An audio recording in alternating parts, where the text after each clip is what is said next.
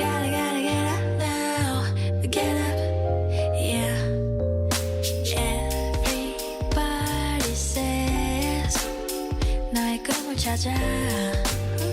Right here, right now. Yeah, yeah, yeah. 더디 찾으면 안 되는 걸까? 왜 그런 거야? I'm okay just the way I am. I'm okay with what I do. 지금이 들어도 상관없는데 이 끝이 없는 조언들 너만한 necessity. 고맙지만 고맙지 않은데 You know I don't want to know. I don't want no more, no more. I don't want to know. Because today is yet another Gotta get up now.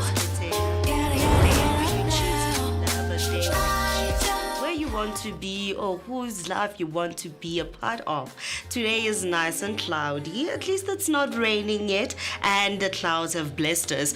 But to those who don't know me and those who know me, I go by the name of Afriberry, also known as Miss Berry Blaze. But to the darker the berry, the sweeter the don't. And if you're not tuning in to us live on YouTube, then I hope you're definitely listening to us under the Underground Radio app, which is available on iOS for Apple users and Play Store for Android users. Don't forget to also use the hashtag Vooka Breakfast Show, hashtag Sivugile, hashtag Vooka Nations under our comment sections. And also be sure to send us a message or give us a call on 060-493-3226. That's 060-493-3226. And as you know, we always bring you amazing places in South Africa that you can actually go to, visit, have fun alone, or maybe with somebody that is close to you. And not forgetting also family-orientated locations. And today we are talking about the Champagne Castle Hotel. Now, the Champagne Castle Hotel is set in the majestic Uhlamba Drakensberg World Heritage Site. Champagne Castle Hotel is a 4-star retreat that promises both relaxation and adventure. Located between Johannesburg and Durban, the hotel lies at the foot of Champagne Castle, which is South Africa's third largest, highest peak. Guests are treated to sweeping mountain views, lush gardens, and the rich cultural heritage of the region, including ancient sun rock art. The hotel offers a range of accommodation from spacious rooms and suites to self-catering chalets, all designed for comfort and tranquility. On-site amenities include a restaurant serving healthy meals, a sparkling pool, and even a small animal farm for families. Whether you're hiking the rugged trails, soaking in the serenity of the valley, or simply enjoying the warmth of friendly staff, Champagne Castle Hotel delivers an unforgettable Drakensberg experience. It's more than a gateway. It's a piece of heaven on earth. And I hope you guys will also definitely make your way out there, because we also do have winter coming up, and it is one of the best places for you to go, especially during the winter season. So right now we're going to be taking a break, and after that we're coming back with your news headlines, sports, and not forgetting your weather, markets, and traffic update.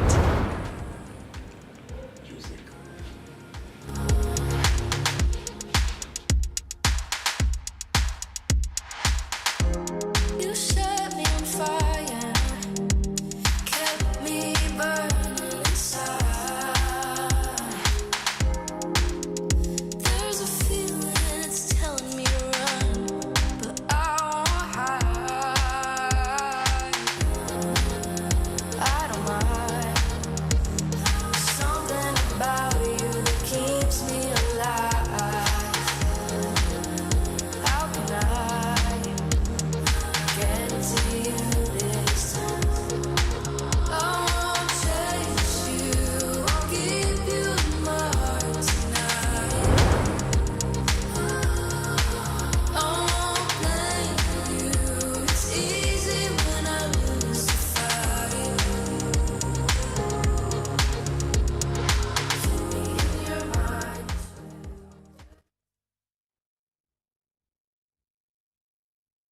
headline, SABC suspends journalist Natasha Piri over payment allegation. The SABC has suspended journalist Natasha Piri after allegation emerged that she received money in exchange for information.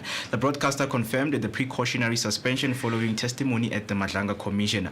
Sergeant Moeketsi admitted under oath that he paid Piri 500 rands for the contact details of social media blogger Musa Kaula. The payment allegedly took place in November 2024. The SABC says the matter is being treated seriously and is under investigation. Piri has not been criminally charged at this stage.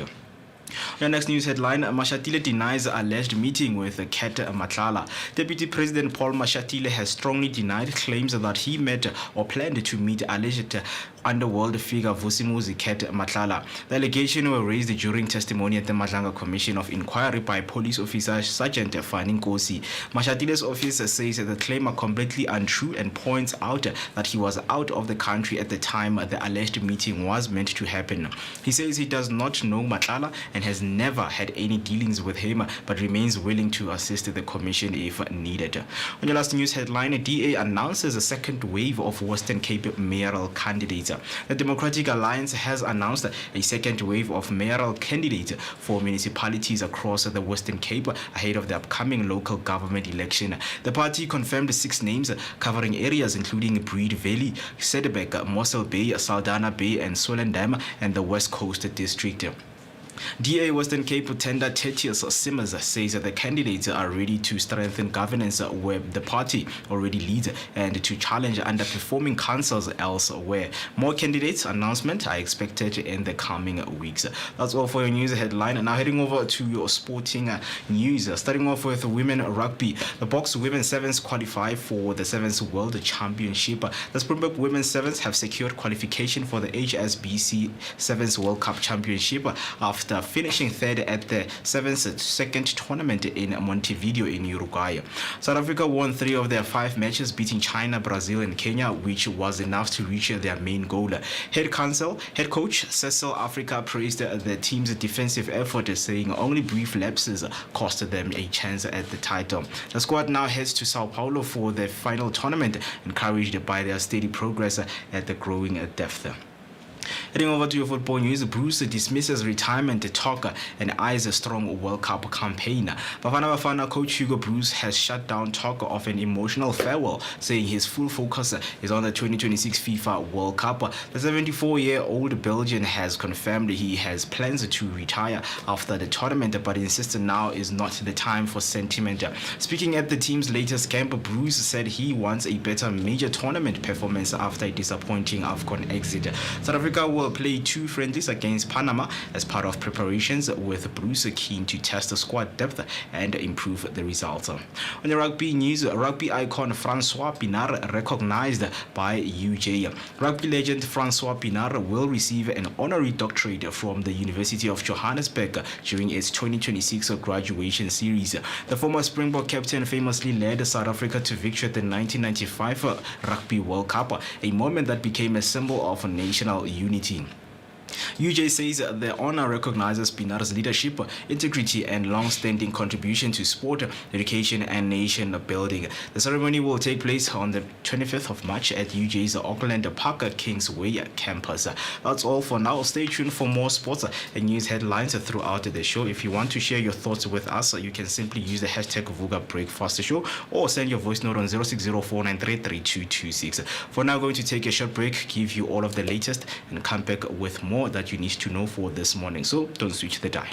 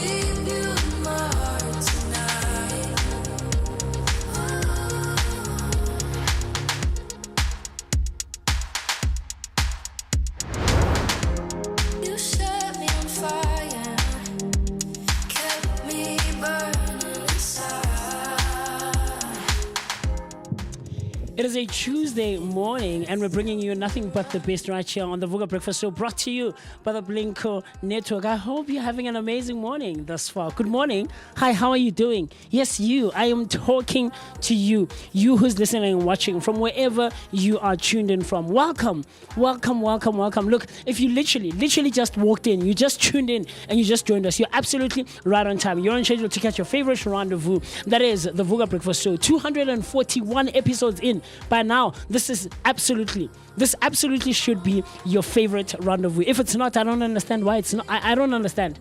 I don't know why it isn't. All right, and we're giving you nothing but the best. Your daily dose of positivity that is accompanied by an energetic start to the day. Hi, I'm so excited to be in your presence, man, and to be in your company on the 24th of March, 2026. It is a Tuesday morning, like I said, and we're going to be continuing having all-encompassing, compelling, and of course, thought-provoking conversations that are accompanied by thought-provoking discussions with bold discussions with industry professionals, I meant to say, right? And we do this every day between the hours of 8 and 10. If you and I want to get in touch with each other, or if you want to get in touch with me, how you can do that is by you using the hashtag of Vooka Breakfast Show. So that's Vooka Breakfast Show on Facebook and all other social media platforms. It needs not to end there. It also continues on our WhatsApp line. I want you to dial the number 060-493-3226. So that's 060-493-3226. I need you to comment, to like, to subscribe, and do the things that are necessary to be done so that you and I, and of course the rest of the Vooka team and the Vooka Nation, can continue sharing our thoughts, our opinions, and everything else in between. You're wondering, who is this guy? Vooka Breakfast Show. Look, I go by the name MOOCEE Mist. My name is Moocee Mist, and like I said, I couldn't be happier. I couldn't be more excited to be in your presence, man. We're promising you a jam-packed show. A bit later on, we're also going to be spending some time with none other than the one and only Osvaldo Naka. And this morning, we're going to be discussing logotherapy. This is by Viktor Frankl. Logotherapy is something very interesting, if you ask me, and I can't wait for that engagement. But for now, you know that I never travel alone. I could never be by myself right on the Vooka Breakfast Show. I'm always with the best of the best. Mr. B taking care of us right there on the technical side behind the camera. And of course, right here on the table of discussion, I'm joined by none other than the one and only, the son of Mother Nature, Moeketsi, my money. Nature is doing something out here, and I don't understand what's happening, Chief. Right? And right next to him is the lady in the room, Afriberry, Berry Blaze. Talk to me, guys. How's it going? Oh, man. It's a beautiful Tuesday morning, and of course, the last week of this month. Yes, sir. Which I'm very excited, man. Looking forward to the next Sunday. month. Yeah, and also Sunday. And the next month, I mean, of course. Yeah. So, you know, man, Choose You Tuesday is what we always bring you right here on the Vooka Breakfast Show. And we always choose impact, man, more than anything. Of course. With what is happening right now and with what is taking place, especially in our society. I think when it comes to Tuesday, you choose yourself, you choose the people who want to bring impact in your life and encourage you to become a better version of yourself. But with that being said, I am very good. A very good morning, of course, to all of the Vooka Nation and the underground, family out there. They hope that you're going to have a great time this morning because, looking forward to it more than anything. Yes, sir. Afriberry, talk to me, man. How's it going? No, man, it's going okay. It's going good. Like I normally start my day. Started my amazing day, obviously, with a nice jam.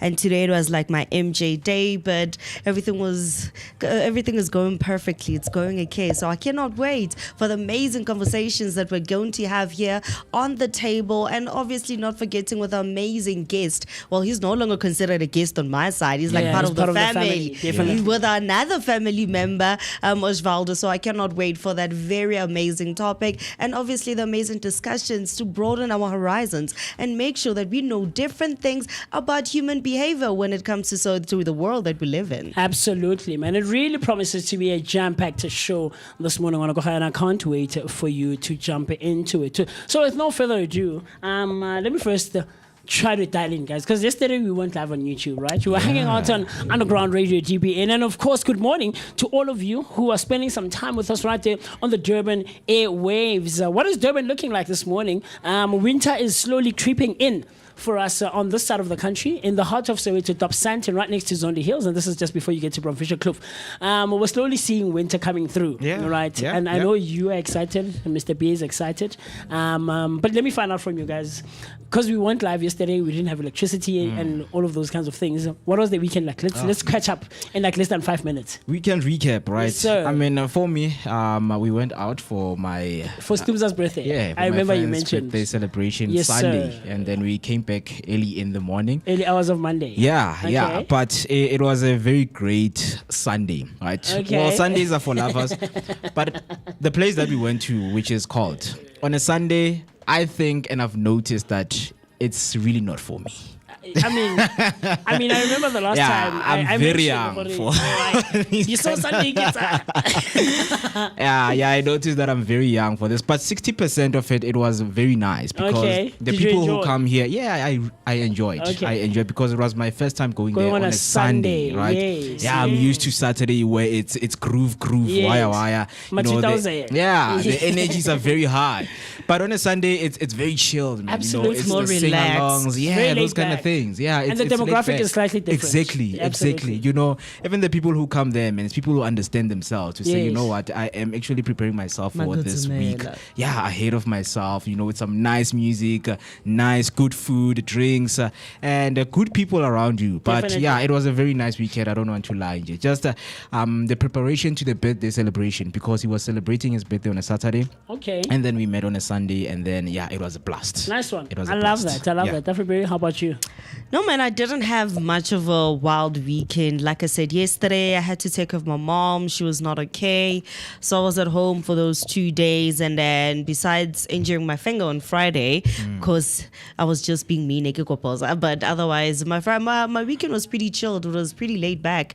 Just me at home looking after my mom. Your family. Yes. I love that. I love that, man. Very, very cool stuff. I myself did not have like an eventful weekend. Okay. It was very chilled, very relaxed. I Yeah. was home most of the weekend actually. Friday though, as we were walking out here, right? Yeah. Because I left you here on the studio and you were live on TikTok. Yeah. You'll never guess who I bumped into. Who? I can't want to. I won't mention her name, Okay. but you know this person. You know this person. You've trying engaged to this recall. this nice lady, and it was interesting. I'm like, Yeah. So the people I was with, they go crazy over her. Like, who celebrity? I'm like, okay, who are they referring to? And I'm with this friend of mine. His name is Khotso. Gage. Yeah.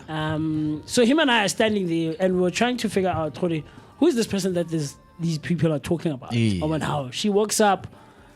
You know the thing when you look at someone, you're like, I know you. Yeah. But you try to figure out in your brain, in your mind. Yeah. Just having a whole lot of deja vu. Where do at I know that you from? moment. How do I know? This voice is familiar, man. This person is. So they're saying celebrity. I'm like, wait, if she really is a celebrity, where do I know her from? Is she I a probably celebrity? Worked.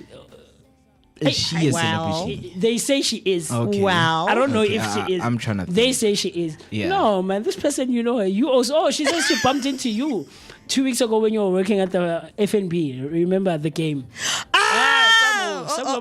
Okay. The lady who you used to say she used to hang out by the shops, Motopsi Mama Center Moli.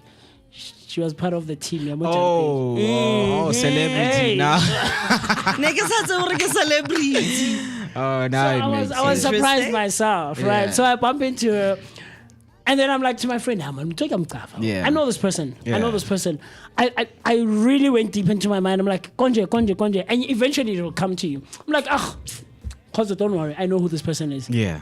So these other girls who we were hanging out with, they're like, hey Moocee, let me introduce you guys. Koto, this is Mang, this is Koto. Yeah. Moocee, this is. And then she looks at me, she's like, I know this. I was like, wait, how do you guys know each other? And she's like, no, we used to work like, same It's a yard, small world, man. same company, Yeah. things of that nature. And then we started engaging. It was interesting. It was very interesting. So that's what the weekend started off like on a Friday evening. It was very, very interesting. So, yeah, man, we also like to find out from you, Onogohai. What was your weekend like?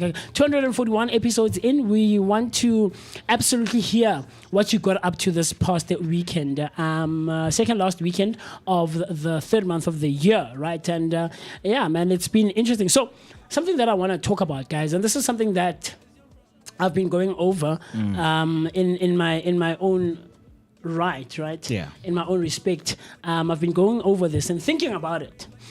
When it comes to intimacy, have you been intimate? Don't answer it. It's fine. Or do you want to? Do you want to? But when you're a baker. I mean, most of the time, I think I'm intimate with, most people that I meet. Okay. I try to be, intimate on the level that they understand, so that we cannot give each other mixed signals. But yeah, intimacy is a good thing. Even on a Sunday, we had an intimate moment with the guys where we were just enjoying the vibe, enjoying the place and everything that it had to offer. So I think more than anything, intimacy, it's something that I can also offer myself alone, just by being at a very cool, mental state, and make sure that whatever that happens around me, is going to be in my own favor. But yeah, whatever that has to do with intimacy, count me in. Okay, Afriberry, what's your stance when it comes to all things intimacy? For me, I first need to see the kind of person that you are before even getting to that level. Some people who know me will let you know that half the time when it comes to meeting new people, I don't just jump into the whole thing. I sit in my own little corner and study the person first to see whether or not, if we were to become a bit close and get to know each other, are we actually going to click on a very high intimate level, or it's just going to be mixed signals or everything like that. But with people that I know, shared experiences, it just comes naturally. It doesn't need a whole lot of energy or a whole lot of work into it. But yeah, it differs from different people. Okay, I hear you.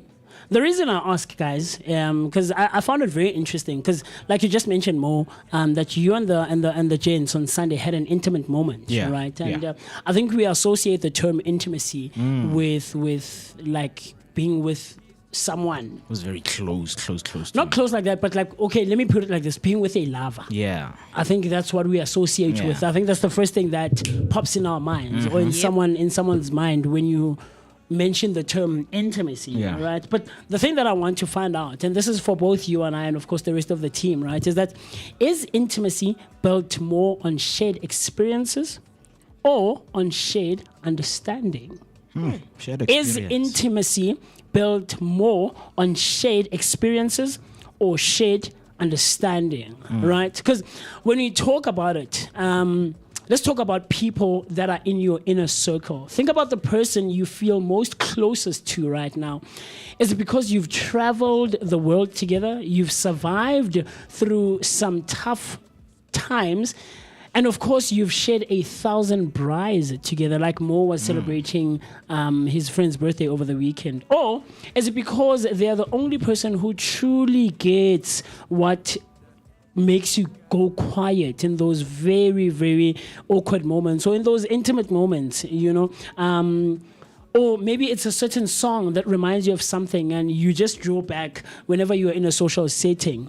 We're asking, is intimacy built on the stories we make, which is the experiences that we've gone through, or is it built on the truths we share, which is understanding? Talk to me. I'll go first. When I was going through this, I was leaning on experiences. Yeah, I really was leaning on experiences, because you know that I'm very big on stories, right? I have so many stories to tell, and things of that nature. Yeah. But as I go through it and I debunk the two or the differences between the two, I found myself slowly now transitioning into understanding. And it goes back to the conversation we had sometime last week. Would you want to be remembered, or what do you want to be remembered most for? For being well known, for being popular, or for being understood? Do you get what I'm trying to say? And so I'm like 55-45, maybe 60-40. The 60 on the understanding, the 40 on the experiences, because I think experiences play quite a huge role.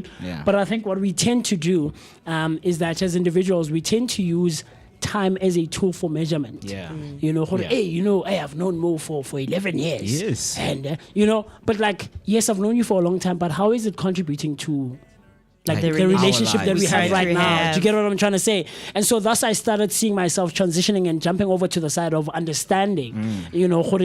you understand me. Yeah. We can have an intimate moment by me walking in the door in the morning, coming to studio, and I'm off, or I'm very excited. You immediately know, okay, I know what's happening. Yep, you catch up. If on a Monday morning Moocee walks in here happy or disturbed, you understand what's happening. You get what I'm trying to say, and so you know how to regulate our engagement. You know how to regard me, and to gauge, okay, this is how I approach this person this morning. Like, or this is how. Do you get what I'm trying to say? Yeah. But that's just me. I don't know about you guys. Talk to me.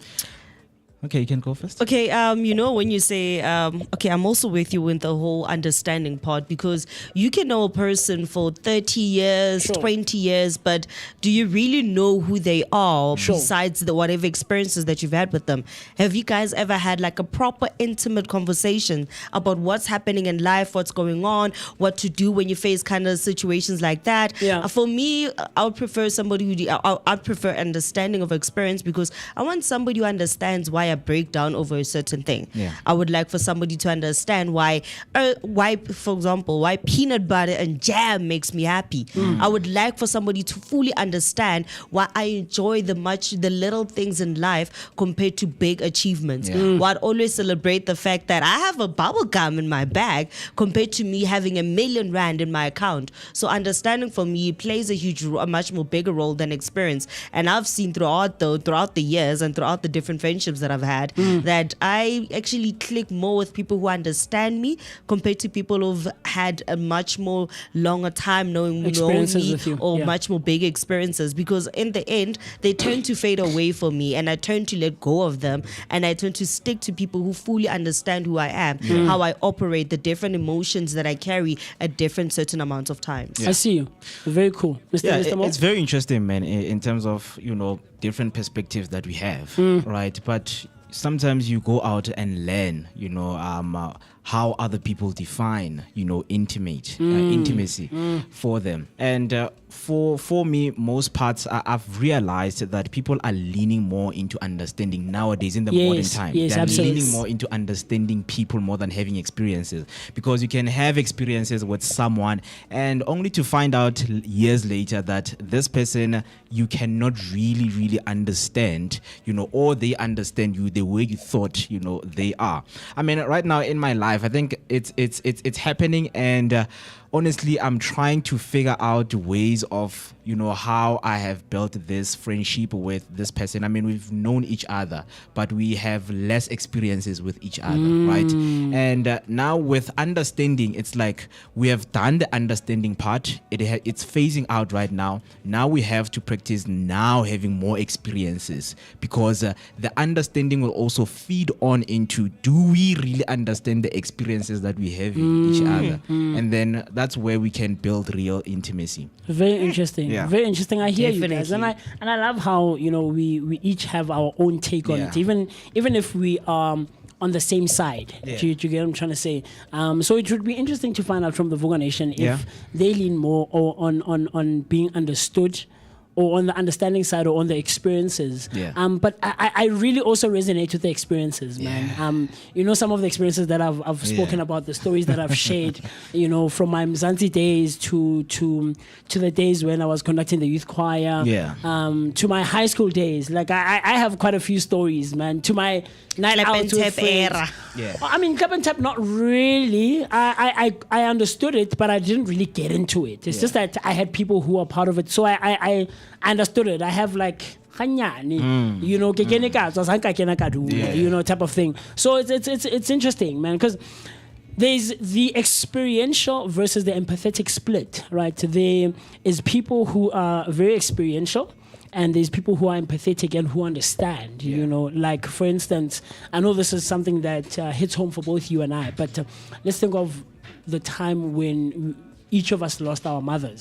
There's that friend who really understands what that time for you was, and they really get what you went through. So even if the friend was not there for a long time, it could have been a friend you met like a year prior. But this person is like, no, man, Mo, I get you, and I'm there, and that they know. Do you know, type of thing. So You've been friends with someone since grade 1. You have 30 years worth of memories, but you realize they don't actually know who you are. Or maybe who you are today, right, as we speak right now. But on the flip side, you also meet a stranger and you talk for hours and hours, and you suddenly feel like this person has known you forever and they really see your soul for what it's worth. In 2026, psychologists are looking at the 2 pillars of closeness: experiential intimacy, which is the doing, and the empathetic intimacy, which is the being. There's also a 2025 study on connection that was found that while shared experiences create social glue, only shared understanding creates emotional safety. You can have a million memories with someone and still feel completely alone in their presence. That's depressing. That's definitely true. That's crazy. You see, that one is definitely true, because I've seen with my different experiences that I have friends that I've known for quite a while and I hate being around them because they don't understand me at all. Yeah. I do not see the point of hanging around them. Even in my hood, when you come there, most people will even tell you that even when I'm off, they don't even see me. So they never know if I'm around or not, because sometimes I just feel like, okay, I'm going to go out, I'm going to see this type of person. We all grew up together in the same space. But Yes. what are we going to talk about? Because now we have shifted into different lanes and we have shifted and became different people. So I do not see the point of us coming together and talking, because we do not even have the same understanding. We do not share the same mentality at this moment. We are both grown. We're both shifted towards different things. And at this moment, the experience does not actually even matter. Yeah. I see. Yeah, more than anything, with different phases that we come through in our lives, there's a deep self-introspection, that also goes in, because I'm the person who has also, been part of a lifetime where I had to dig deep if I am really this person. I mean, I have been bad to a lot of people, right?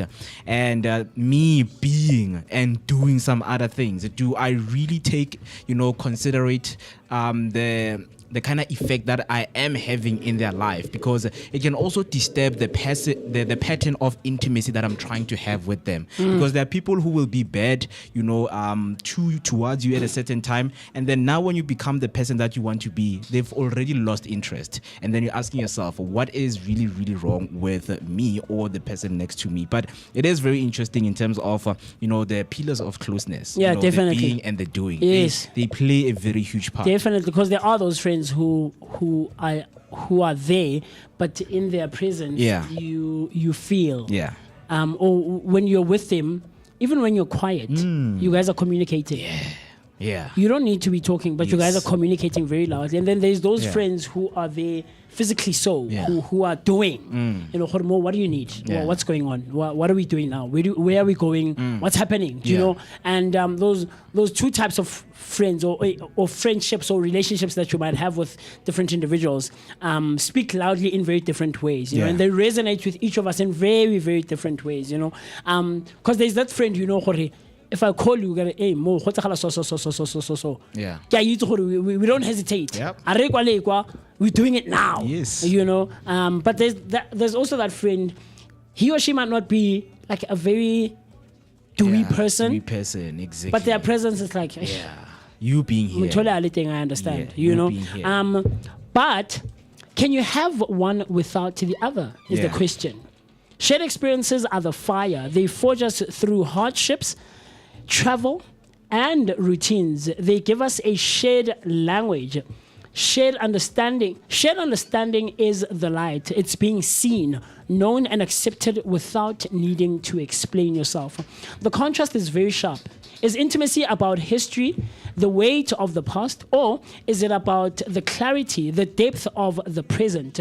Would you rather have a partner who has been in everywhere with you but doesn't know your fears? Or a partner who knows your soul but hasn't left the house with you just as yet? Yes. Oh. It's a deep one. You really have to take a second and think about it. You know, you don't just answer for the sake of, right? There are also a couple of perspectives that people are taking, or stances that people are taking. There is the adventurer, someone who focuses on the experiences. And this person says, we've been through it all. They believe intimacy is earned through the grind. If we haven't struggled together, we aren't close. They value loyalty over logic. Ooh. AKA bad boys for life. I mean, right? There's also the soul searcher. This person focuses on understanding. You just get me, is what they say. Yeah. They believe closeness is an intellectual and emotional click. History is secondary to vibe. They value presence over past. Very, very. Look, I'm leaning towards being the soul searcher. Yeah. But I don't know, man. It's very hard because my experience, like the things that I've gone through, more very crazy. And then there's also the foundation, someone who focuses on memory meets meaning. Yeah. They know that experiences provide the script, but understanding provides the subtext. They value the full picture.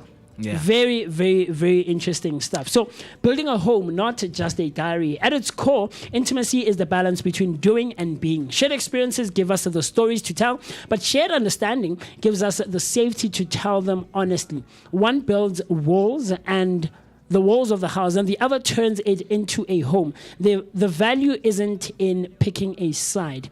It's in realizing that the strongest connection happens when our shared history finally catches up to our shared heart. So it's basically almost like the balance of the yin and yang, trying to find the two balance between the understanding and the experience, because you can have understanding, like Mo said, without eventually gaining the experience. Yeah. And you cannot have experience without coming from understanding. Definitely. So, Managoha, that's what we want to find out from you. Is intimacy built more on shared experiences or on shared understanding? The number to dial to share your thoughts and your opinions is 060-493-3226. That's 060-493-3226. I want you to comment, to like, to subscribe, and do the things that are necessary to be done. I really want to find out from you what your perspective on this is. And with that being said, let's quickly go rehydrate, pay our bills, and then you and I and the rest of the Vooka Nation will see each other right after this. The world is your runway. She can set it off like a gunplay. Oh my. Yeah. I really want to find out the city with the body. Always getting praised like it's Sunday. She said, baby, what you gonna do about it? Loving your vibe, girl. That energy got me going. Yeah, that thing's so vibrant. I wanna know if you can give me the keys to your heart, baby. All I need is you.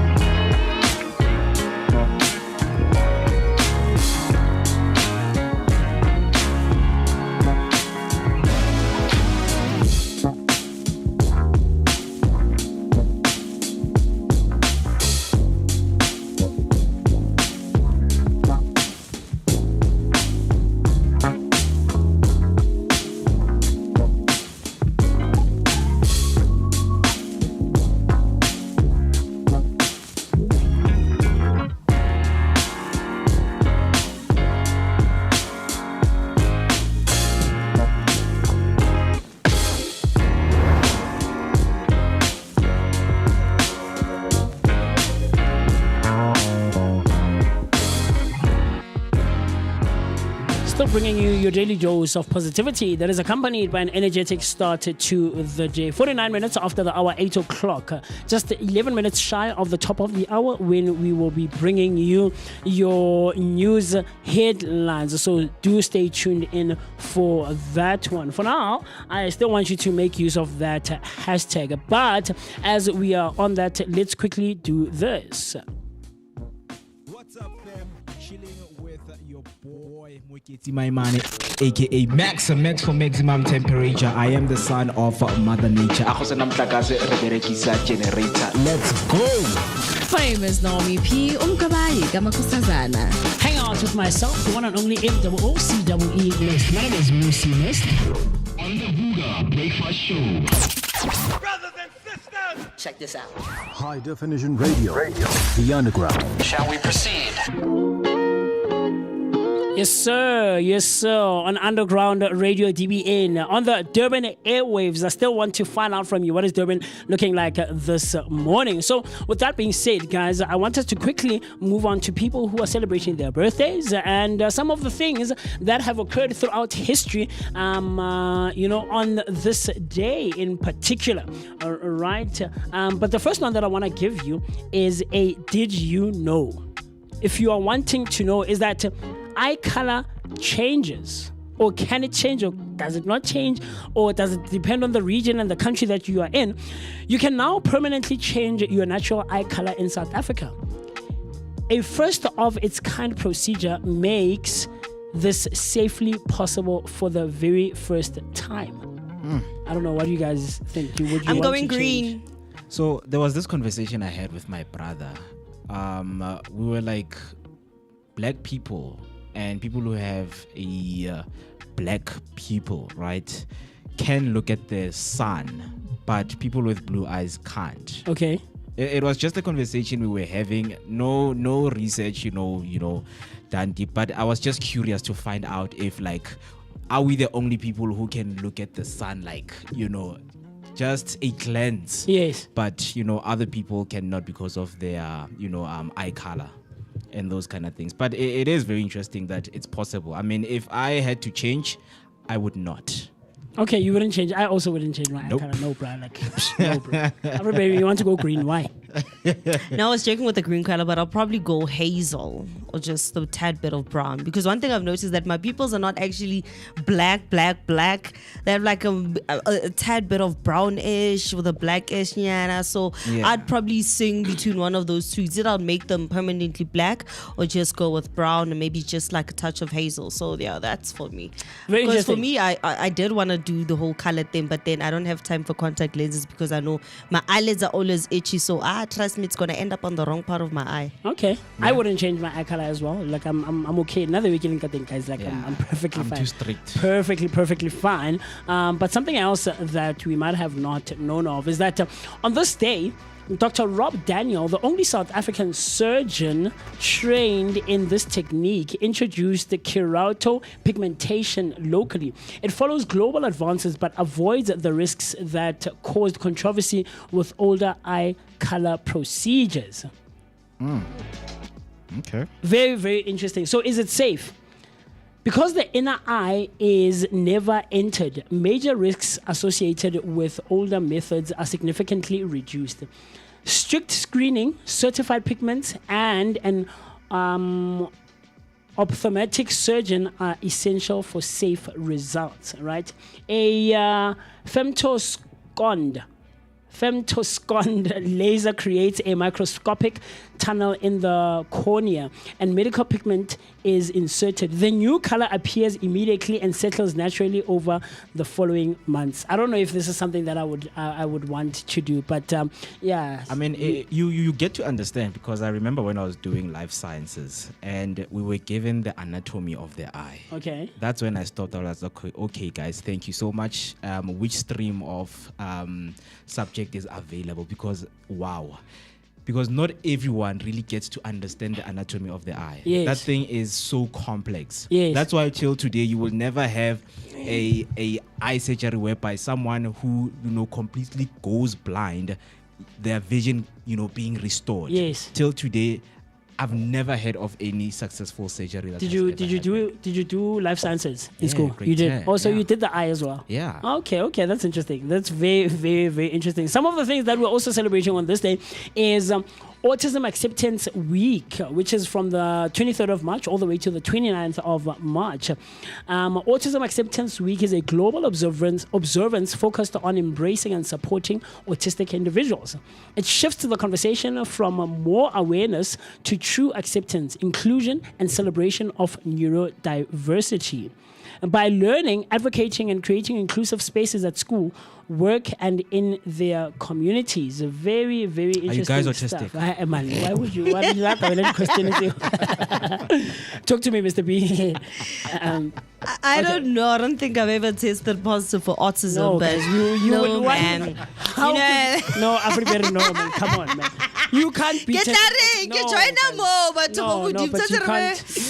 but otherwise, no, man. I do not think that I'm autistic because it's something that people are born with. Trust me. At your age, we would know. Do you know I'm saying this? Remember last day we had somebody who deals with neurodivergency, if I'm correct, and it happened that she tested later on in life. She found out a bit more later that she actually had a touch of autism. She's older than you. Yes. And how she found out is through her son, right? So she went and she tested her son whether he was on the spectrum because he had some neurological challenges. Yeah. I almost said issues. He was but neurodivergent. right? Let Afriberry test. But She wants to test.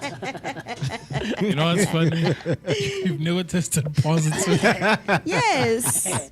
That's funny. Very, very funny stuff. No, but man, we do hope that people living with autism are out there and get a chance to be celebrated because it's something that's not easy to deal with, and we've seen through different television programs. We've seen with I think there's a show called The Good Doctor, if I'm correct, where they have a doctor who actually deals with autism, and it's not something that is very easy for people to deal with, including parents. Yeah, so. I mean, even on TikTok, it's something that people are also coming through with, awareness. Yeah. With people living with autism. There was a lady who came through with her story, and it was so...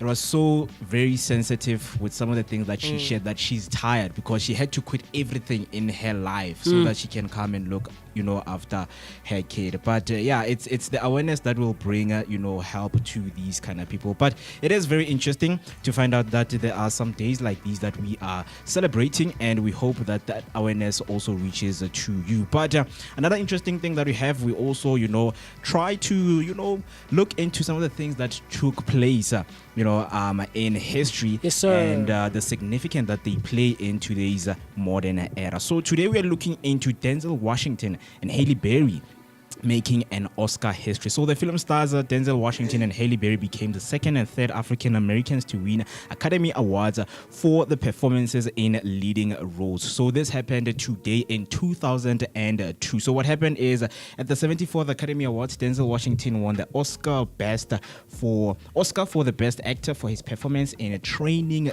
Day. Oh, wow, yes. While Halle Berry won Best Actress for her role in Monster Ball. Their victories marked a historic moment where Washington became only the second African American man to win in a leading role after Sidney Poitier in 1964. Yes. And Berry became the first African American woman to ever win the Best Actress. So this signifies that this night is represented as a breakthrough in Hollywood recognition of African American talent roles. So Berry's emotional acceptance speech underscored the significance of the moment, dedicating her win to women of color who had no previous path to such recognition. Very interesting. Very, definitely. Completely interesting stuff, man. And we always try to focus on all of those things. So, I don't know, is there anyone who's celebrating their birthdays that you guys know of? The only person that I know of is that today it's Undertaker's birthday.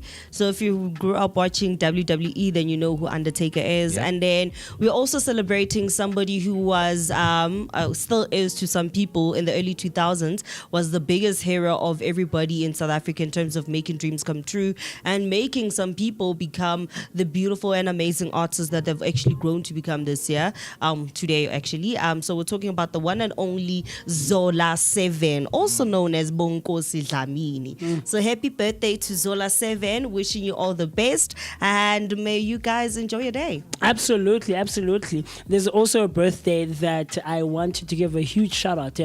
In terms of speaking about celebrities, Mr. B, this person is also a broadcaster herself, and I think I want to shed light on some of the work that she does. So you'll see the picture right after this. I want you to not change that. Let's see each other right after this. What's up, fam? Chilling with your boy Moeketsi, my man, aka Max for maximum temperature. I am the son of Mother Nature. Let's go. Famous Naomi P. Umkabayi Gamakosazana. Hang out with myself, the one and only MOOCEE list. My name is Moocee List. On the Vooka Breakfast Show. Top of the hour on a Tuesday morning, 241 episodes in, and you know that every hour we try to bring you all the latest news and sports headlines. So with that being said, let me hand it over to the one and only son of Mother Nature, Moeketsi, my man, to give us what you might have missed at the top of the hour with your news and sports headlines. 9 o'clock on the dot, and these are some of the news headlines that you missed before when we began the show. On your first news recap, SABC acts after journalist implicated at a Madlanga Commission. The SABC has placed journalist Natasha Phiri on precautionary suspension after allegation that she received money in exchange for information. The claims emerged during testimony at the Madlanga Commission, where a police officer admitted paying her 500 rands. The broadcaster says the suspension is necessary while the matter is investigated. What you need to know is Sergeant Fanny Nkosi told the Madlanga Commission that he paid Phiri 500 rands in November 2024 for the contact details of social media blogger Musa Kaula. Nkosi initially denied the payment but later admitted it when confronted with evidence. The SABC say it treats the matter seriously and is investigating possible breaches of journalistic ethics. Phiri has not been criminally charged and the suspension does not amount to finding of guilt. What's next is the SABC will conduct an internal investigation to determine whether disciplinary action is warranted. The Madlanga Commission continues to hear evidence on corruption and misconduct. Its findings may influence future decisions by both the broadcaster and the law enforcement authorities. On your next news recap, Deputy President slams false Ket Matlala meeting claims. Deputy President Paul Mashatile has denied claims that he met or planned to meet alleged crime figure Vusimuzi Ket Matlala following testimony at the Madlanga Commission of Inquiry. The allegation arose from evidence given by police officer Sergeant Fani Masemola Fani Nkosi, who later admitted he could not confirm that any such meeting took place. Mashatile's office says the claims are false and note that he was out of the country at the time of the alleged meeting. What you need to know is that the claims stem from Nkosi's statement that Matlala urgently requested his bank card before an alleged meeting involved Mashatile and suspended police deputy commissioner Shatrak Sibia. Nkosi later omitted Mashatile's name from formal testimony, calling it an error. Mashatile has said he does not know Matlala and has never had any dealings with him. What's next is the Madlanga Commission continues to hear testimony on alleged corruption and organized crime links within policing. Mashatile has indicated he is willing to cooperate should the commission require further clarity. On your last news recap, 6 new DA mayoral candidates named in the Western Cape. The Democratic Alliance has announced a second wave of mayoral candidates across the Western Cape ahead of the upcoming local government elections. 6 candidates have been named for municipalities where the party governs and where it aims to take control. The DA says the move strengthens its campaign and builds momentum towards expanding its footprint in the province. What you need to know is the newly announced candidates are Kuo Sustain, Breed Valley, Yves Blow, Serebek, Dek Kotze, Mossel Bay, Marius Kuna, and Dr. Jacques Dudoit and Rolf Bofi Stridom. DA Western Cape leader Tetius Simmers says the candidates are focused on on improving service delivery and restoring effective local governance. This is the party's second round of announcements, bringing the total number of confirmed mayoral candidates to 12. What's next is the DA is expected to announce additional mayoral candidates once internal processes are completed. Campaign activity will intensify across the province as parties prepare for the election. That's all we have for your news recap. If you happen to share your thoughts, please use the hashtag Vooka Breakfast Show or send us your voice note on 060-493-3226.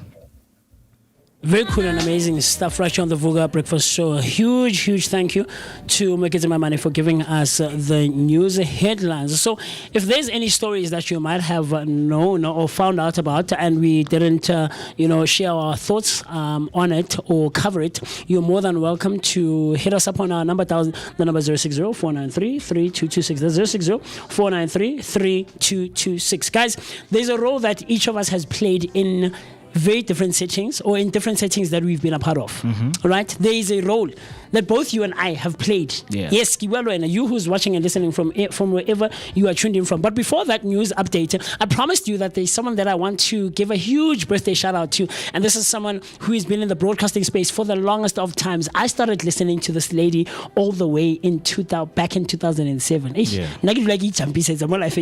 But I started listening to this lady back in 2007, Mo, and she used to come on air and she would say, Ah man, she was on Kaya FM back then, and man, Non-Bota was just amazing, man. So Non-Bota, as you're seeing on your screen right now, is celebrating her birthday today. Dinonza, you know what video she did last time? I think last week. And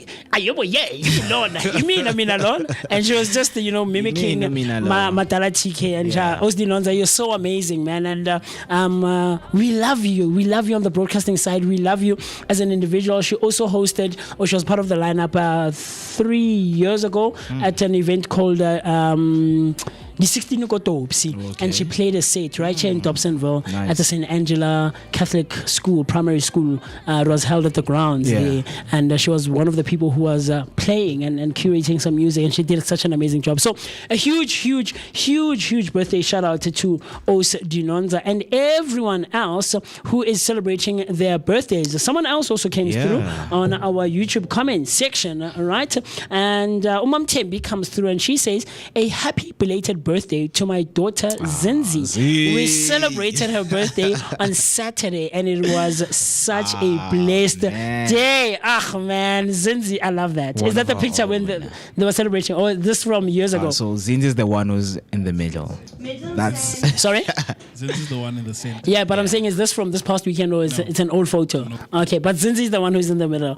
Man, we love it. We love it. And Zinzi, you're a celebrity today right here on the Vooka Breakfast Show. So for everyone who has celebrated their birthdays, who is celebrating their birthdays, and might be celebrating their birthdays later this week, we as the Vooka Breakfast Show, as the Vooka Breakfast team, we would love to say happy birthday!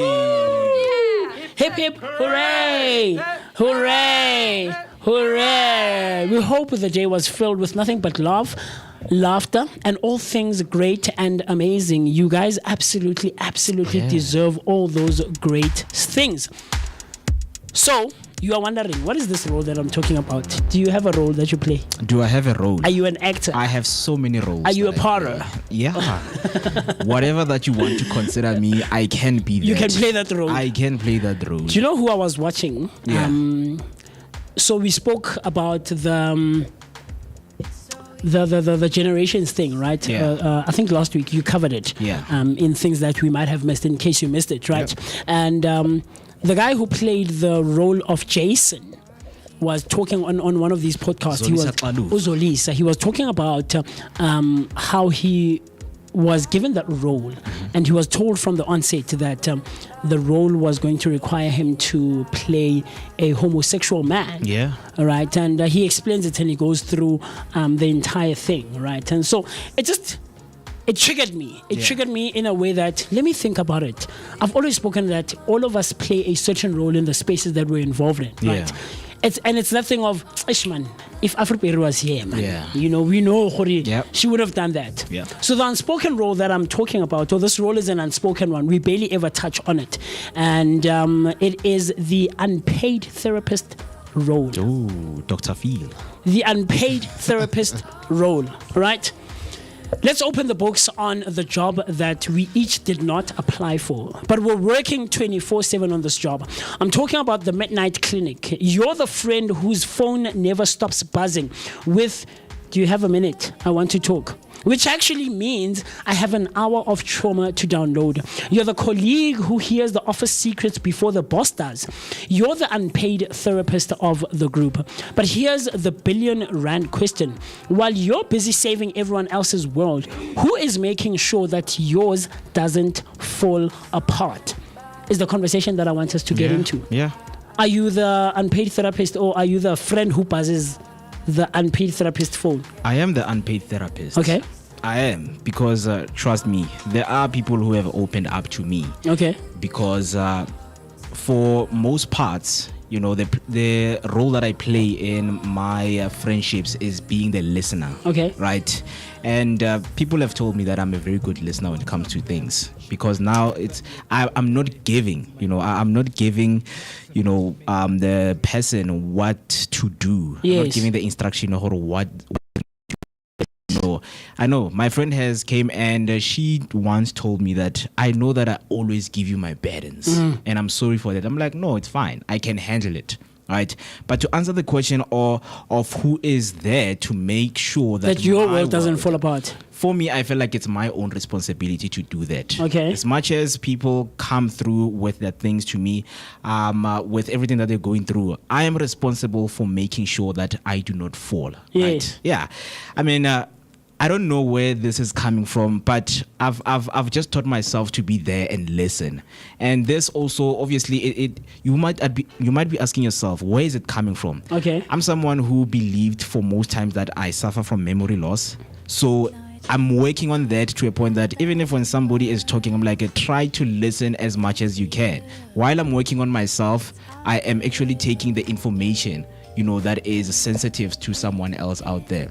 But yeah, for me, I am that unpaid therapist. In your I've friend been group. called Dr. Phil, Pen. I will. Right, I've But when given you love smooch your friends, advices. you smooch your friends.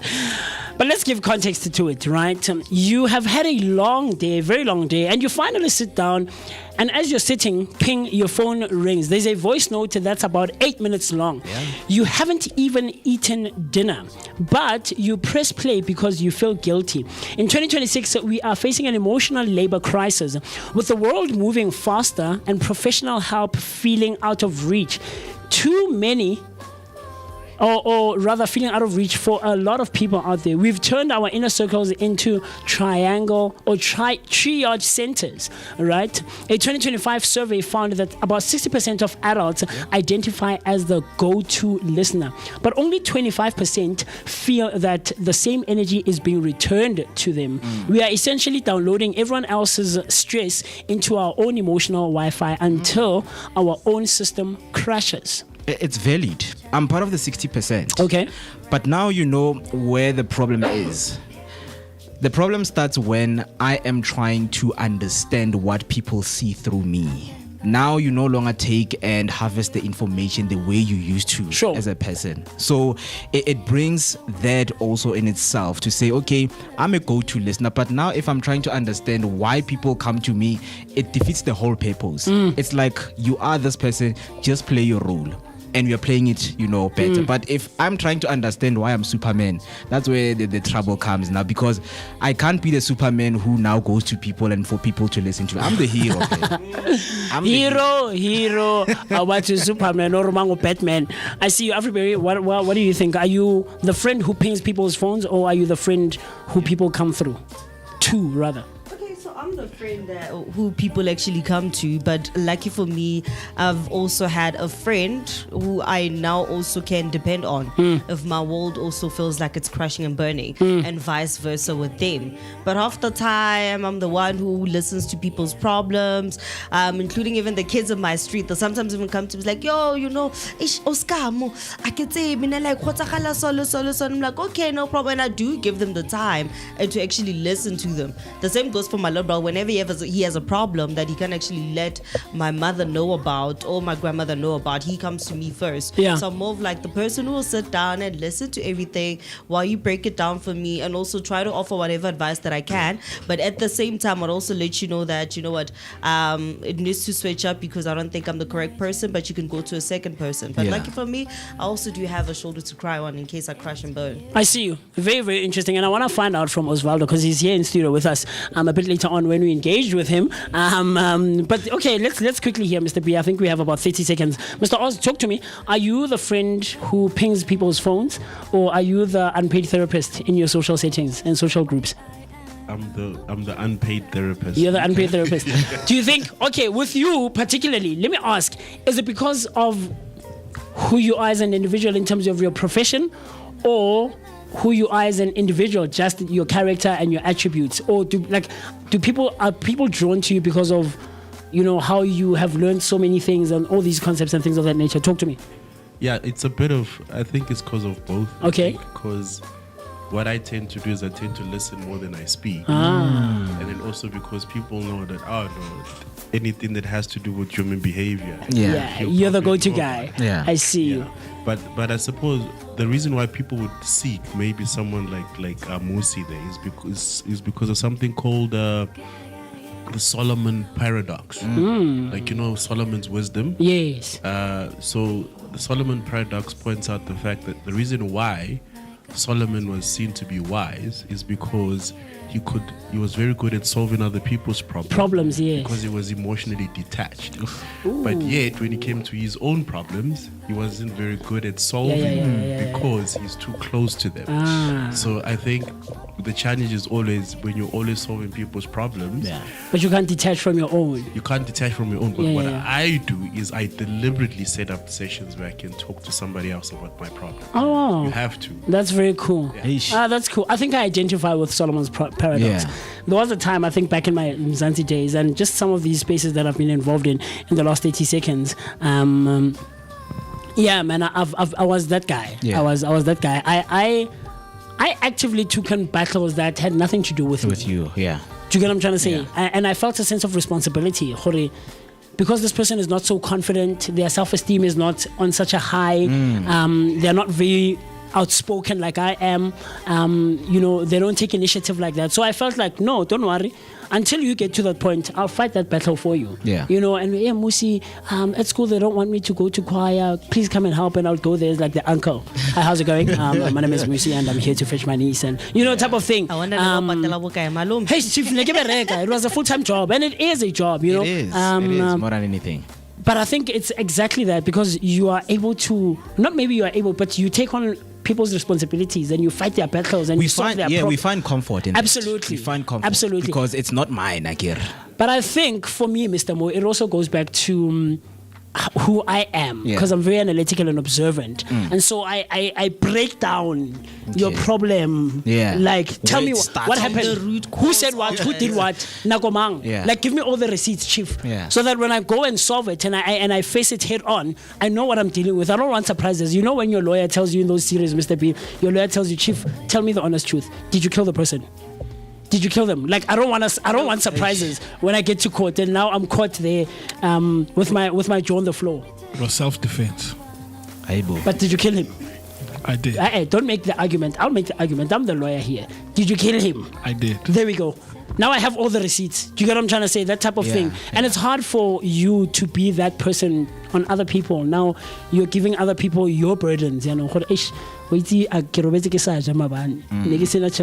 like, man, how do I do that? So if you've been on both extreme ends, where you help abantu, and you reach the point where you don't help people, and you're like, no, what, I'm changing, it's not me. And then you find a middle ground. I think that's where I'm at much.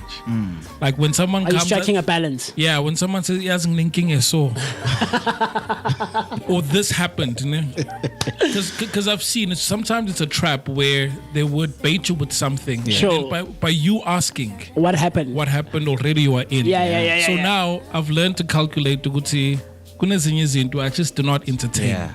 Not because I don't want to, but I've seen a trap of... helping umuntu beyond. Yeah. Okay. Like I've seen it. Like when abomuphisana sekafuna ingalo yonke manje. Exactly. That type of thing. Yeah. It does happen with most people, because I think more than anything, people have learned to take advantage. Yes, definitely. There's huge advantage out there. Like, it's open. It's opportunist. Take the opportunity, my friend. Understand?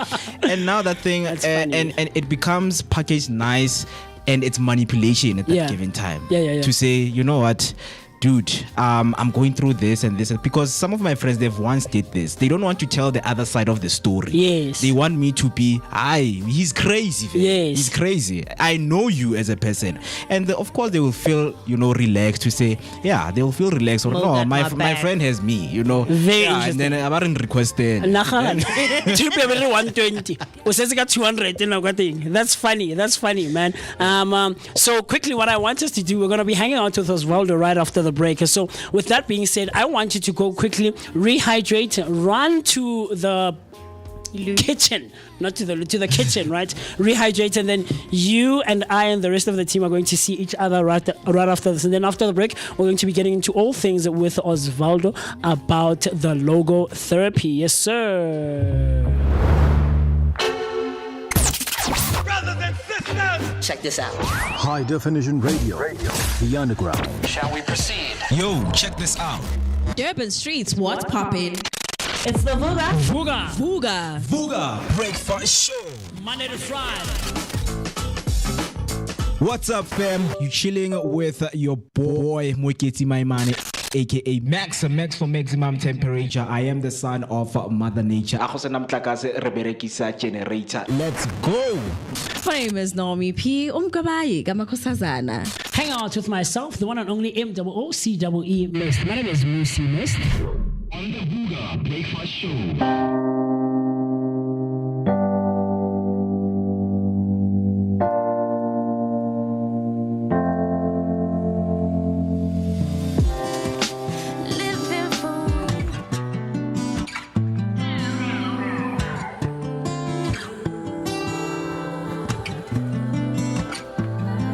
Said you needed space. Said you needed more time to think. So you went away. But you still would stay in my dream. Now you're back for more.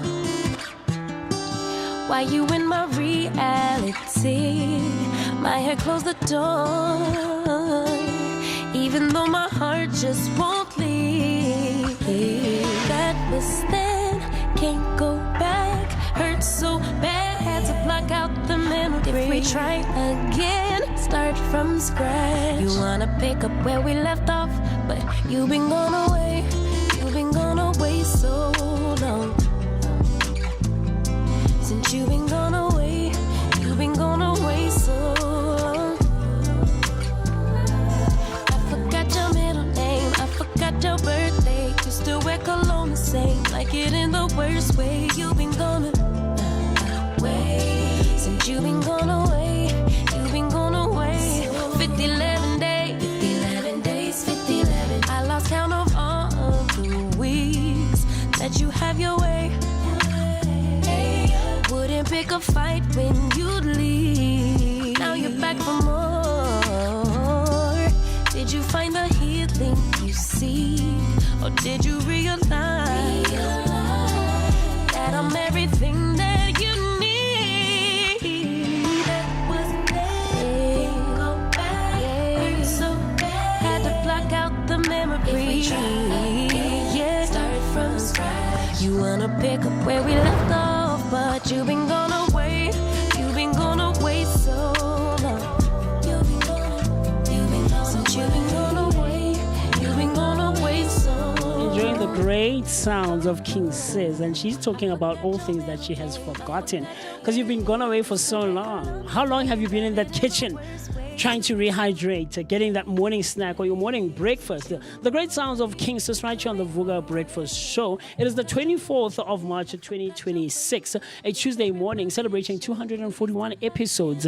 And I want to hear from you. What are you doing to celebrate with us, guys? 240. Do you understand that at the end of Rancho next week, right, we would have celebrated 250 more, which is crazy. Episodes. It's crazy. It's crazy work for me, if you're asking me. So welcome, and we're still hanging out right here on the Vooka Breakfast Show, your daily dose of positivity that is accompanied by an energetic start to the day. There are a few comments that have come through right there on our YouTube comment section, right? And the first one earlier came through from Mam Tembi. Hello, Mam Tembi. And she said, a very good morning, Vooka Nation and Underground Radio DBN team. And of course, our best energetic V team. Hashtag Vooka Breakfast Show. Hashtag Sivugile on a rainy Tuesday morning. She comes back and she says, hashtag wishing you a wonderful, blessed Tuesday. Stay safe and take care. And then she says, morning, Mr. Mist, Mr. Moore, and Miss Berry Blaze. Hoping you had a good weekend, guys. We did. It was a pretty decent one. And then the birthday girl, Uzinzi, comes through and she says, good morning, Vooka Nation, Vooka team, and the Underground Radio DBN team. Sivugile, and hope you are all keeping well. Wishing you a blessed day. Hashtag Vooka Breakfast Show. Hello, TK. TK1990 comes through and she says, good morning to Amavuga Amahle. Sivugile on this beautiful Tuesday, and we are keeping well. Wishing you a blessed day. Hashtag Vooka Breakfast Show. And then it is the birthday celebrations that we are celebrating for Zinzi. And then Zinzi says, lol, thank you guys. Wow, looking at this picture makes me see my weight loss transformation since then. I will send you guys my latest picture. Feeling proud of myself. I love that. I love that for you, Zinzi. I love that. And we can't wait to see. I think we do have the picture. Do we have the picture? Ooh. Oh, wow. Shout out. Oh, wow. Zinzi deserves this one. Man. What? Happy That's birthday, crazy. Happy birthday, Beyonce. Zinzi, look at you, man. This is transformation, man. What? This is transformation. No, she deserves a round of applause.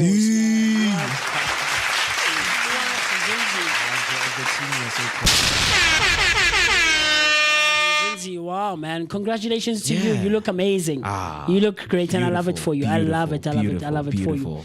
So the time right about now is 25 minutes after the hour, 9 o'clock. All right. And we are joined on the Topical, on the table of discussion by none other than Osvaldo Naka. And you know that whenever we are hanging out with Oz, we talk about all things great and amazing. And so this morning, I want to highlight that we've talked about the things that hold us back, like feeling inferior or being swayed by what others suggest. But today we're looking at what pulls us forward. This is all things that Viktor Frankl survived some of the darkest places on earth, and not because he was the strongest person, but because he had a why. Osvaldo is back with us to explore the works of Viktor Frankl, that is logotherapy. And I'm excited for this one. I can't wait for it. Mr. Oz, welcome, my brother. How's it going? Good on yourself. Thank you so much. Yes, sir. Yes, sir. Yes, sir. Let's jump straight into it. Logotherapy. Yeah. Yes. This was the first time I heard about it. And the last time I did mention that you are always bringing all these concepts, man, that blow our minds away, right? But they're very intriguing, very, very intriguing. And I've been trying to tie all of these concepts together, from inferiority complex, like I mentioned, Adler, right? Franz Fanon. But there is also the sequential contrast. Yes. And then the last time we were in conversation about the power of suggestion. Yes. Right? And you try to weave all these concepts together, but now we're digging deeper into the soul now and the meaning of life, I think. Yes. But according to you, someone is wondering, Moocee, what is logotherapy? Take us through it, my brother. Yeah, so logotherapy was developed by Viktor Frankl. Okay. So Viktor Frankl was one of the victims, or one of the people that experienced the Holocaust. Nazi Germany. The Nazi Germany. So he was locked up and he was made to live in isolation, made to live in a prison. And he was one of the people that survived the Holocaust. And through that survival, he attributed his survival to the meaning that he gave to what he was going through. So as he was going through the whole experience of being in prison, he he knew that his purpose there was to help others. So he had to survive for other people. And in living in the concentration camp, he found out that what we go through is not necessarily the determining factor, but the things that we ascribe, the meaning that we give to things. Yeah. And hence he came up with, he's attributed to have come up with the logotherapy. So if you study business, if you look at how businesses work, or the definition of a logo, is if you see a bitten apple, what comes to mind? You know that it's Apple. Yeah, definitely. You identify it with a certain brand. Yeah. So you identified with the certain brand. So think of logotherapy the very same way, that when you think of events or when you think about your life, you're attributing a certain meaning to it. So that's where logotherapy comes, where he was striving to show you that we can change the direction of your life, your emotions, your interpretation, your perceptions, by just changing the meaning of what you think you're going through. Yeah. And that's basically the work that's attributed to Viktor Frankl. Yeah. Very, very, very interesting. It is stuff. because Very, very- it also takes me, because now we are talking about the search of the meaning of life. Yes. Because a lot of us, we go through this series of research of finding out what is life and things like that. And I stumbled upon a quote of Napoleon Hill saying that you see that when it comes to the mind, it doesn't, create information, but it absorbs and work, with what it has absorbed, right? Yeah. So it's very interesting because when you talk about the core, of meaning. All right. Let's quickly do this, Mr. Mo, and then we'll come back. All right.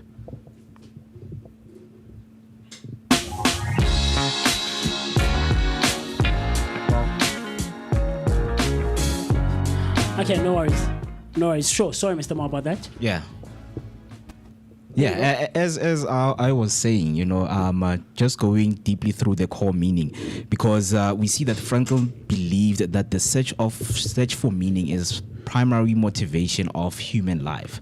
So now we want to find out this morning that how does logotherapy differ from other psychological approaches that focus more on pleasure or power as driving forces? Yeah, so where the difference is in logotherapy strives for you to define the meaning of what your everyday actions are. Whereas in contrast to that, with normotherapy, they tell you that, okay, do what makes you happy.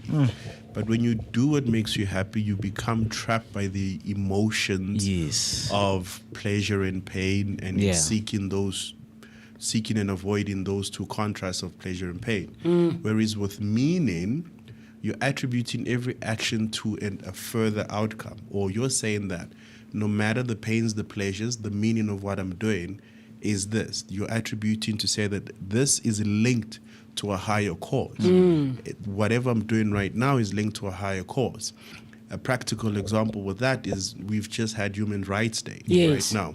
Now, if you can just please look up the Sobuke clause, please. The Sobuke clause. Yes. Okay, Sobuke clause. Okay, I'll do that very quickly. So when we find meaning, one of the things I always tell people is always to study first principles. Like the first principles where we talked about the fact that Heraclitus said that reality is made up of polar opposites. Yeah. So those are first principles, or should I say, where no matter what you think of it, it'll always be true. Yeah. So the laws that govern human behavior, the laws that govern nature itself. So when you study those laws, you then start to find that meaning transcends emotions or anything that you have a bias towards. Yeah. And one of the things we spoke about on the episodes, we studied and spoke about the hedonic adaptation. Absolutely, yes, right? yes. Where every single event has two sides to it, and at the end, all events, whether positive or negative, at the end, even themselves out. Yeah. So, did you find that? I did. So it says the Sobuke clause was a legal provision a provision enacted back in 1963 that allowed the South African government to extend the imprisonment of political detainees indefinitely, specifically targeting Robert Sobukwe. The background is that Robert Sobukwe emerged, or the Robert Sobukwe clause emerged in the context of apartheid South Africa, following Robert Sobukwe's leadership in organizing a non-violent protest against the passed laws on the 21st of March back in 1960. Culminated in the Sharpeville massacre. Sobukwe, as the founder and the first president of the Pan-African Congress, which is the PAC, was initially sentenced to 3 years in prison for incitement. Yeah, so that event with him, he was also one of the guys who went through isolation, just like Viktor Frankl. Sure. For him, it was for the apartheid struggle, the South African struggle. Now, if we take that event, we can attribute that meaning of his suffering for humanity's freedom. Sure. Just now, Saturday, we were celebrating Human Rights Day. Human Rights Day. Yes, sir. And he has a person who, in contrast to not having human rights, had a clause against him because all his rights were stripped away and everything that he fought for was to get his rights. Now, the hedonic adaptation tells us that all events even out. So he has a person who was stripped of his freedom and years later gave freedom to humanity. So you start to see that meaning follows laws. And that's, with his example, I would say it's a perfect example of actually attributing meaning to the actions that you're taking. Because he could have easily just gave up. But he attributed his suffering and gave it meaning to say that the meaning of my suffering is for the rights of humanity. Yeah. So that's when we then start to understand Viktor Frankl's work when he says that we've got the power to choose what meaning we give to things. Yeah. The power of words also. It's words, crazy. They carry energy. They do, completely. What you say and how you say it to it other manifests. people. Yeah. It manifests. It's like those kinds of things of, you know, that saying that a lot of people say in passing of saying, you are what you eat. Yes. And then you pass through it. Yes. It's like, no. But you actually really are. Yeah, true. Because of the things that you consume, not just physically in terms of food and drinks, but the content that you consume, the music that you listen to, you know, the engagements that you are part of, they all form part of who you are. Yeah. It's like, show me your friends and I'll tell you who you are. Yeah. Your friends reflect some of the traits that you have or the attributes that you might give off to other people. But when you talk about suffering as a gateway, right, Frankl argued that even suffering can be meaningful. So if we approach it with the right attitude, how do you interpret this idea in the context of modern struggles? From personal losses to societal challenges to things like the power of suggestion, like I just mentioned, the things that we consume really... You know the thing of saying, hey, our phones are listening to us. Yeah. And you are talking about maybe something on Temu. Oh, hey, do you trust Temu? You start seeing the ads of Temu now, and then they're being suggested to you. Oh, no, maybe download it, try it out. You know, things like that. So how does one interpret this idea in terms of modern struggles that people face? Yeah, then we have to change the meaning of loss and change the meaning of suffering. I mean, what is loss? Then we have to look at loss in itself. So if we look at loss, the word loss is saying that you've lost something in place of something else. Yes. But going back again to first principles, when we said that reality is comprised of two things, where you never get one without the other.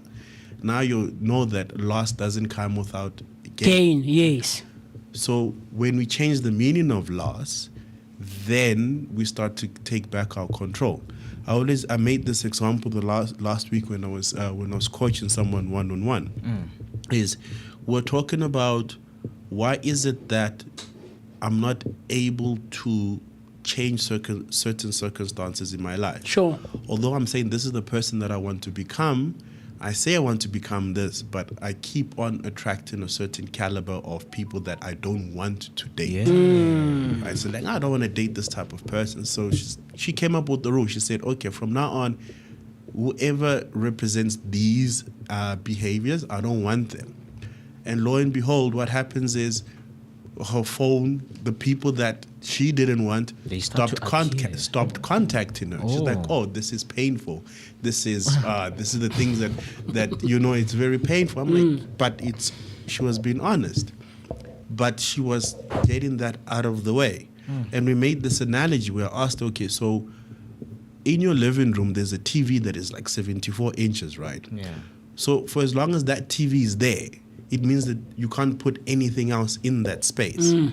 So loss, getting rid of the TV is seen as loss. I see you. So the moment that is gone, it leaves space for something else. Yeah. So when we change the meaning of loss and suffering, then we're able to take back that control, because loss just simply means something is gone and it has made room for something else to come in. Yeah. So there was something there, just like the TV. The TV is there.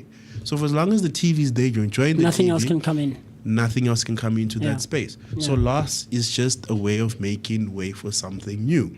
Now, again, there's different degrees of loss. But if we stick to the first principle, it doesn't matter what it is that we lose. We'll always go back and find that when the loss came, there was something that was gained in equal and opposite.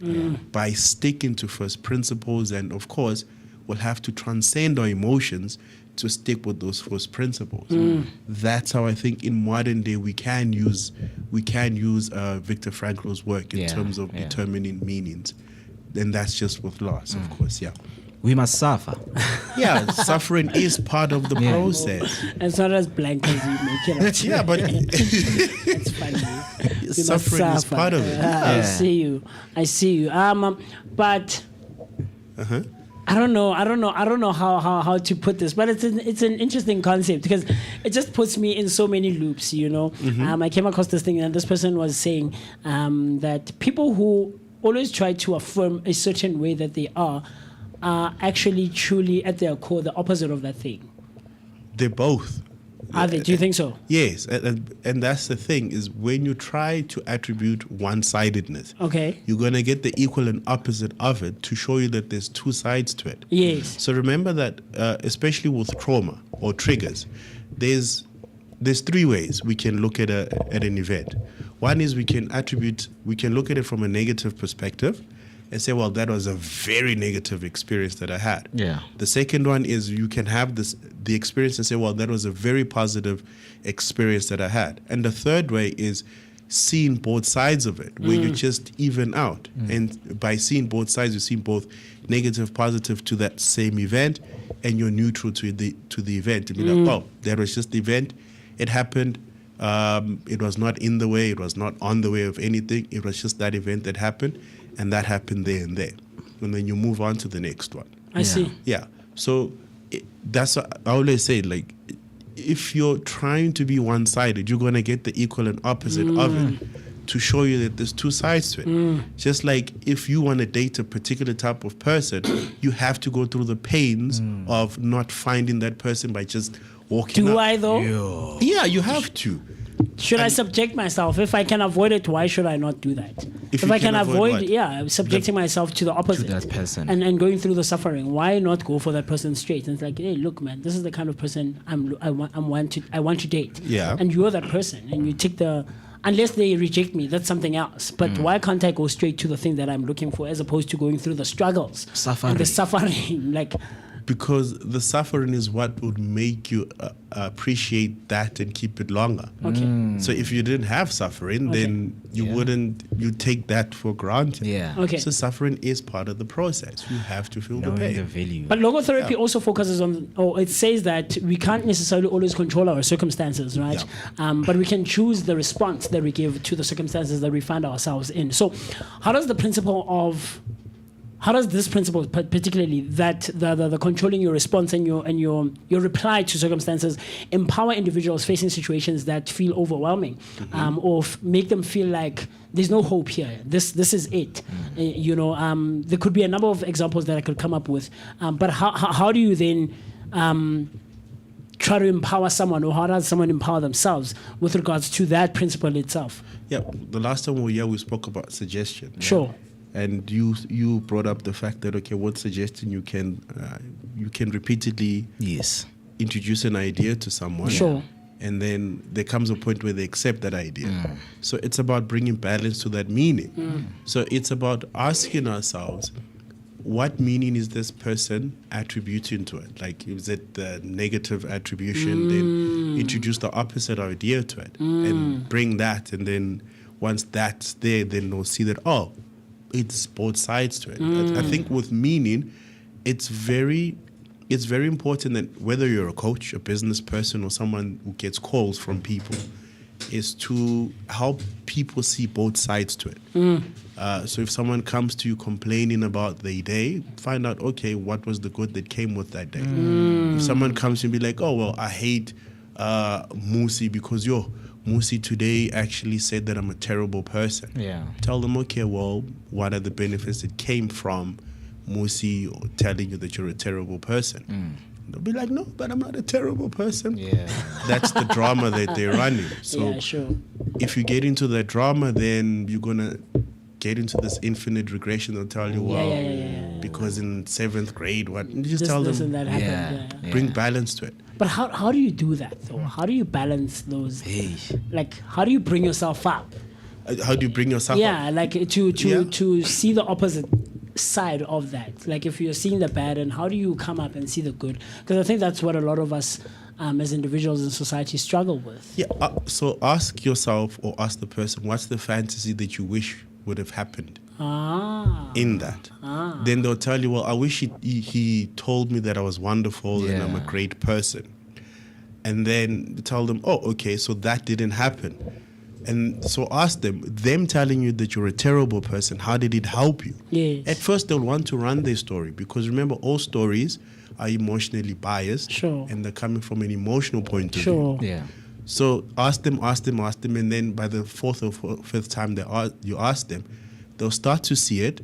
And once they start to tell you all the benefits, maybe or him telling me that I was a terrible person, it made me calm down, I had to look within myself, I had to calm myself down. Once they have all of those benefits, then the meaning of the event then changes. Be like, oh, he was just helping me to look within. That's why he said I'm a terrible person. Yeah. And that's when you know that, now I've got them. Yeah. And it also saves you time because when they come to you, they know that I'm not coming to run my story, I'm coming for a solution. Yeah. I mean, understanding humans sometimes and how they operate can be very complex. Yeah. Because now it brings me to me and my friends once having the conversation talking about love. Yes. And we mentioned some of the things that cannot be involved in love, which is suffering was one of the things that when you love or love someone, you can't suffer. You can't suffer. But we see that Franklin identified, these 3 main sources, which is love, suffering, and also work, right? So how can individuals, practically cultivate these sources in their daily lives, especially when one or more feels absent to the other? In terms of, are we looking at them separately or looking at them Work, together? work, suffering, and love. Work, love, suffering. Okay, Let's look at them together. Okay, so it's finding meaning in your work, seeing where what you do impacts humanity. So you being here, you speaking here is impacting a larger part of society, whoever tunes in. So it's about linking what you do to humanity, so that gives meaning to your work. Yeah. And then when it comes to love, I love this quotation that I learned from Dr. DiMartini, and this is what I strive to do in every single consultation and every single teaching, is that love is the synthesis and synchronicity of contrasting opposites. So love comes with both sides. Yeah. And I also discovered at some point that how you interpret love is how you actually experience love. If you interpret love in a certain way, that means you will experience love in a certain way. Yeah. So if you say that love comes without suffering, every time you suffer, you'll say this is not love, and you'd walk out of that. Yeah. If you say that love is someone giving me 5,000 Rand per month, doesn't matter how they look, then you will experience good love by someone who's giving you 5,000 Rand a month. Yeah. So it's all in how you interpret and say what love is. And the third one was then suffering. Yeah. Suffering is to look at it from both sides. What are the benefits that come with suffering? So find meaning in suffering. And like our good Mr. Sobuke did. Our heroes, these guys, they found meaning in suffering because they were fighting for a cause. So in that suffering, they attributed that suffering to, I'm free in humanity. So every action that they were doing was in just cause of fighting for humanity. And years later now, we're still celebrating him. Definitely. Yeah. Definitely. In conclusion, because I know we can go on forever, and I know that we always require so much time, right? Let's then. I want to give a challenge, or I want you rather maybe to try and pose a challenge to the Vooka Nation, to the Vooka family, that if logotherapy teaches that, or teaches us that the meaning is the ultimate driver of life, right? What challenge would you give to the Vooka Nation today? How can listeners begin to uncover or reclaim their sense of purpose in everyday life? They can start asking themselves, what's the meaning of their life? One of the great exercises they can do is to perhaps sit down and take their lives and sort of do a ripple effect exercise where you take your life and you're like, okay, who have I impacted in all the years that I've been alive in my life? Who has come in contact with me, from the taxi driver to the person maybe who I shallowed back in the taxi and she said no to me, and just write down who have I impacted throughout my whole life, and see the connection. Once you start to see how you're connected to other people and how other people are connected to you, you'll start to see that you're part of this huge ecosystem. So my challenge is sit down, paper and pen, or maybe through a discussion, be like, these are the people that have been impacted by my life. From the grade 1 teacher to, I don't know, even when you were naughty in school. It means you made your class laugh. You took the tension off. You had an impact. You had an impact. So look at that and be like, okay, these are the people that I've impacted. I love that. Just like Steve Jobs said, you can only connect the dots by looking backwards. I love that. Very, very cool stuff. Viktor Frankl writes in his book, Man's Searching for Meaning, and he says, between stimulus and responses, there is a space. In that space is our power to choose our response. In our response lies our growth and our freedom. He says, between stimulus and response, there is a space. In that space is our power to choose our response. And in that response lies our growth and our freedom. In conversation with Osvaldo Naka this morning, and we've been talking about all things logotherapy. And this is the works that has been attributed by none other than Viktor Frankl. And this is someone who went through Nazi Germany, and he suffered through the Holocaust and was, imprisoned in some of the most horrible places. But his work contributes to our everyday lives now. Connect the dots, like Mo said. Look for the meaning in all aspects of your life. Mr. Oz, thank you so much, my brother. Thank you so much. If it were up to us, we'd spend the entire day.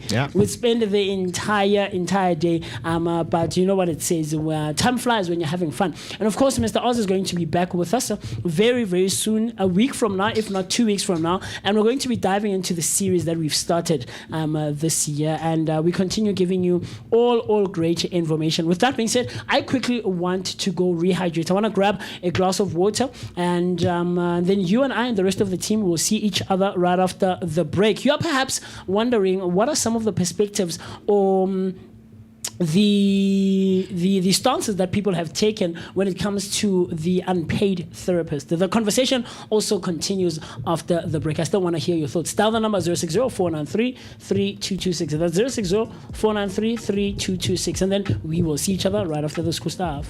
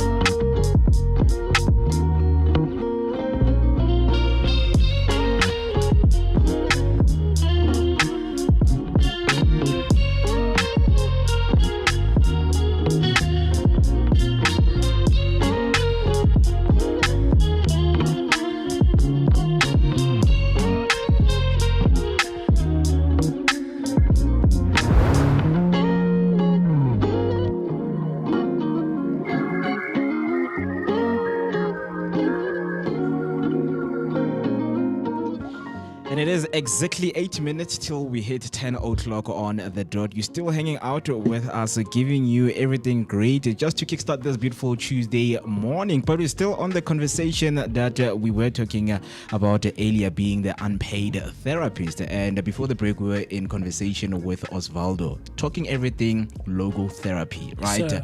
Looking for the meaning of life. But going through that, it's all about understanding how we become therapy to our friends and other people out there. But I want to introduce the emotional curveball angle when it comes to this, because we know that we always get calls, in the morning, whether it's in the AMs or any time of the day. Maybe my friend they understand I'm at work, but they just want to call me because they understand what it means, to talk to me, right? Every time you pick up that midnight call, you are not just listening, you are absorbing the information. You are taking in and harvesting, processing everything that they're telling you. And the shocker is this: emotional exhaustion feels exactly like physical exhaustion. So are we mistaking loyalty for self-sacrifice? Oh, wow. Right, different perspectives, of course, they come in terms of the camp that we fall in. We know that we have our different views and takes when it comes to this, right? So the first camp, when it comes to the listening archetypes, we have the first one, the sponge, whereby they say, I feel your pain. They absorb the energy. Yes. If the friend is sad, they are sad. They have no firewall and end up exhausted by the midday. Oh, wow. And then we have the fixer, right? Here's what you do. They don't just listen. They take on the problem as their own mission. They value solution over silence. Absolutely. To say, what is it that we can do? I resonate with this one. Understand? Absolutely. You are the fixer. Absolutely. Then we have the boundary setter, the guarded gate. They listen with love, but know when to say, I love you, but I don't have the capacity for this right now. Mr. B, is that you? Are you the guarded gate? This is beyond my... I can't. This is heavy stuff. Those friends who have adult problems. I mean, we're adults in our own right. But there's those friends, they carry heavy I had a friend like that back in the day in my Mzansi days. This boy had, and he was younger than me. That's the funny thing. I think he's about your age. But the problems that he had. Like, we would have call time at about 7, right? Yeah. We used to meet somewhere in Dipso. There's a garage that we used to use as our meeting point, right? And man, normal. This person would call me at 5 a.m. and Moocee, umntana iskolo. Ngena mna mntana skolo. Timunyane mna kamntana skolo. But we try and help out as best as we can, man. But Mr. Talk to me. But with wrapping up this discussion, we have what we call the oxygen mask rule, right? So at the core of everything, being an unpaid therapist is a beautiful trait, but it requires a maintenance plan. Just like on an airplane, you have to put on your own oxygen mask before helping other people. The value lies in the reciprocity. Real friendship isn't a one-way street of trauma dumping. It's a shared conversation. If the unwritten rules of your relationship mean you're always the doctor and never the patient, it's time to renegotiate the contract. Definitely, I agree. Right. Completely. And this morning we're asking a question to the Vooka Nation and the Debonites out there, which is the vent check, right? So we are doing the roll call for the unpaid therapist this morning. Are you the one that everyone runs to with their problems? Do you feel like you are carrying the weight of your whole family or office on your shoulders? And more importantly, who do you call when you need to vent?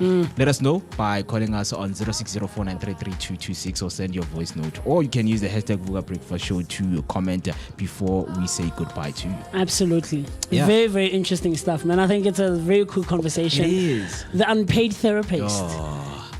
And I think we all play this role to some extent, on some level, even unintentionally, without realizing it, right? Because the tension lies here. We love being the strong one, but it gives us a sense of purpose. It makes us feel like we're the main character who solves the problems. But being a bridge is dangerous if everyone is walking over you and nobody is checking the foundation.